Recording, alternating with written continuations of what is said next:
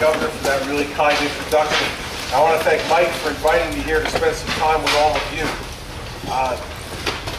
So I've been traveling around the country and around my home state. And I feel an incredible passion on our side of the aisle in this election. And that passion comes from the things we've seen happen in our states and in our country in the last 2 years.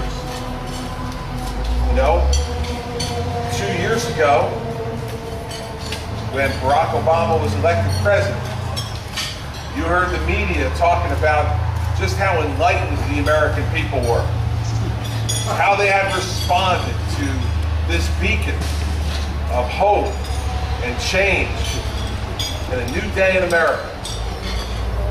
Now we've watched the Democrats in Congress operate for the last 2 years with this president. And as the tide has now begun to shift in the opposite direction, all of a sudden you hear the media saying that the American people are angry and not listening and blinded by their desperation for the economic times that we're in. And so they're turning to Republicans. So let me understand this. When they're enlightened, they vote for Democrats. And when they're angry and desperate, they vote for Republicans. You think that all we're up against is the imbalance in campaign funds in this race. We're up against everybody who's been rooting for the Democrats being desperate right now, because they feel it coming. They feel it coming not for any other reason than this. The last 2 years have proven that our party, when we stick to our core principles, that our party is right about the issues that confront our country. What are those 4 core principles? 4 core principles that I believe in and that I know Mike believes in. That we have to have less spending, smaller government, less regulation, and lower taxes. That's what our party stands for.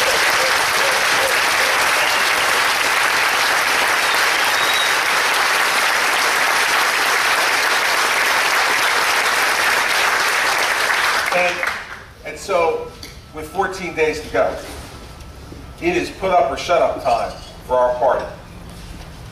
The American people turn to us, as I believe they will, for leadership in the United States Congress and in state houses throughout America.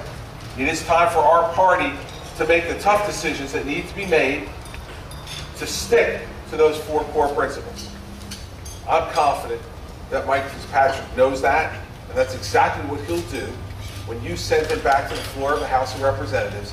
He will stand up for this congressional district, and he will stand against crazy spending, out of control debt, and even higher taxes. He will say no to those things, not because he wants to say no, but because he's right for saying no.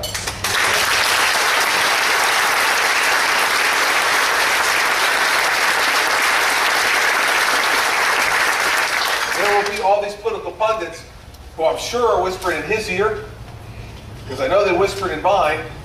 They said, you can't do that. You can't cut spending, especially from programs people like. You can't veto tax increases that some people think are necessary or popular.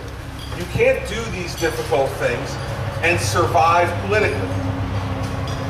Well, here I am.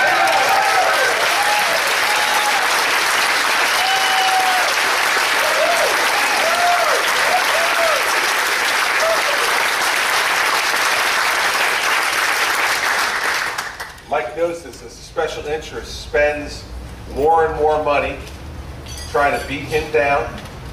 We're doing the same thing on my side of the river. The Teachers Union has now spent more than $7 million in attack ads against me since last March. And you know what? They think they're going to change my mind. There's no chance. There's no chance, because these are matters of principle that we believe in.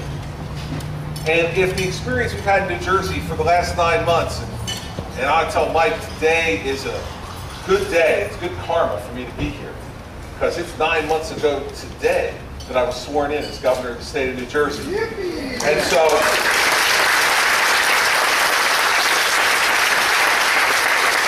the last 9 months have shown us that not only will people tolerate you making difficult decisions, they want you to. And most importantly, they are tired of being pandered to. The American people, the people of the Commonwealth of Pennsylvania, the people of the state of New Jersey, want to be treated like adults. We know we're in bad shape. We know our economy is tough. We know that people are out of work. We know that we have spent too much and borrowed too much and taxed too much over the last decade. We know that we attended a party which now needs to be cleaned up. You know, when I arrived at the governorship and saw the shambles that the state's finances were in, I said to folks, I feel like the guy got an invitation to a party, and my invitation said arrive at 8. So I arrived fashionably late at 8:30, you know, like it's appropriate to do. And when I walked into the party, there were nothing but a bunch of drunks on the floor passed out and a bunch of empties laying all over the place. Well, you know, you got two choices when that happens. Run out the door and try to find another party.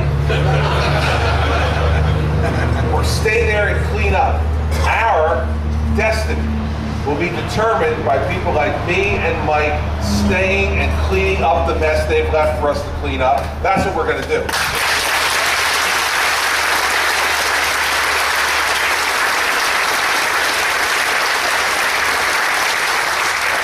It's going to mean tough choices, and sometimes it's going to mean us making choices that you may not necessarily like. But here's what you got to understand. We are left no choice but to make these difficult decisions. And so, in an era like this, what matters more than anything else is for you to know the character of the person you're voting for. Do they have the toughness? Do they have the integrity? Do they have the commitment to our core principles to be able to stand up and make those tough decisions when they'll have plenty of political consultants whispering in their ear telling them don't do it? Play it safe.